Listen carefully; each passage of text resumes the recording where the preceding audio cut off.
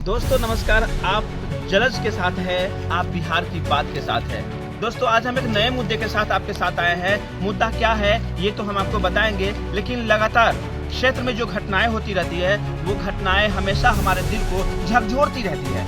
वजह क्या है? हमेशा जो हमारी सरकार है एक मुद्दा को लेकर हमेशा खड़ी रहती है, महिला सुरक्षा। बेटी बचाओ, बेटी पढ़ाओ, बेटी बचाओ, मतलब ये नारे जो है हर राजनीतिक पार्टी के जुबानों पर होती है। लेकिन सच में बेटियां सुरक्षित है क्या? कितनी सुरक्षित है?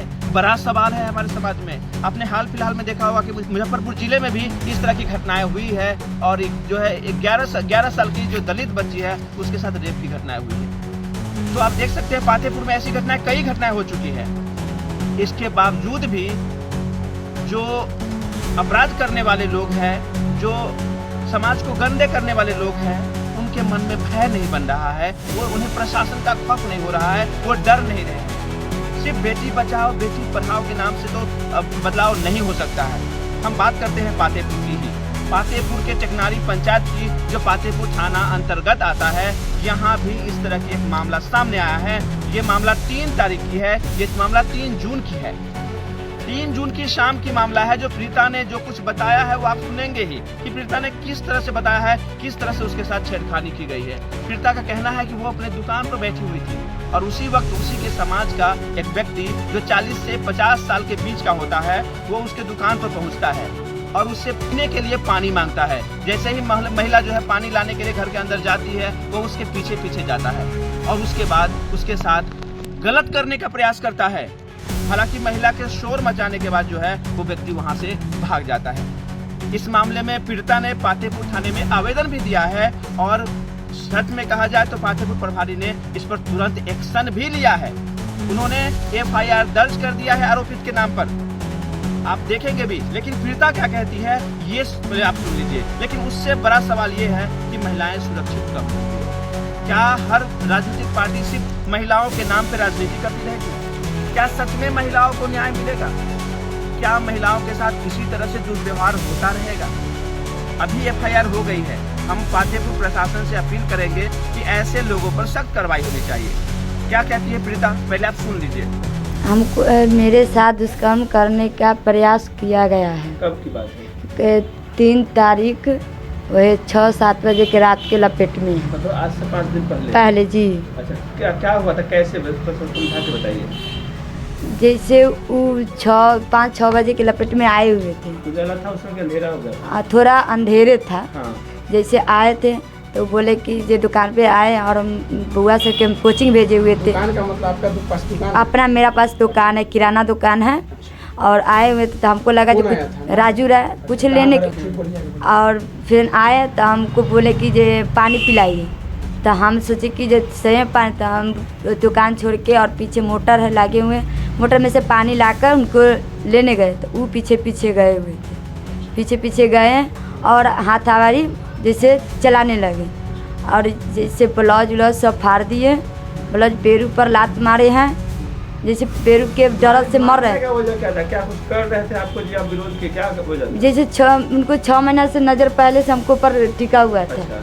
अगर हम उनको सपोर्ट नहीं किए, जैसे उनको हाथ करने का हाँ कभी कुछ बोले, कभी बोले थे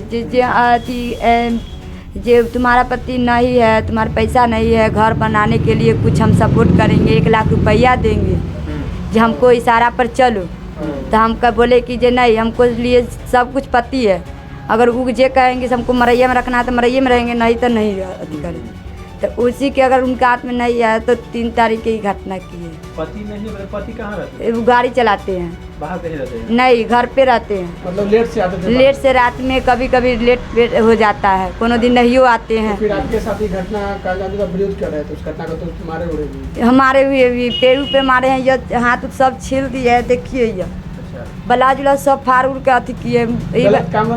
गलत काम करने की प्रयास कर रहे थे। विरोध किए, जैसे हम हल्ला की वजह से चिल्लाए तो रविंदर राय वो है वो आए। कितना लोग? जैसे एक आदमी आया था, एक आदमी आया तो वो आदमी क्या किया जो देख के और बोले जो पापा जी बचाइए, तो वो आदमी क्या किया जो पीछे छुप गए।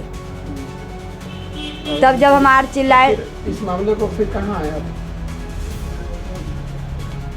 फतेहपुर में आए? फतेहपुर में आए थे रात में जैसे आए और कि दो पति बोलते हैं मेरा जो जाती थी कि तो लगा भी है थाना पर, यानी कि इलाज करवाए? इलाज भी करवाए सरकारी हॉस्पिटल में। कौन थाना हुआ आपका? फतेहपुरी थाना हुआ। आप क्या चाहते हैं? हमको न्याय चाहिए। न्याय चाहिए आपको? जी। आप जो गलत किया उसको हम पकड़वा के जेल भेजना। हाँ। अच्छा, इससे पहले कभी ऐसा कुछ किए हो कि कुछ बोले हो देख के, कुछ ऐसा गलत इशारा किए हो, कुछ ऐसा कभी?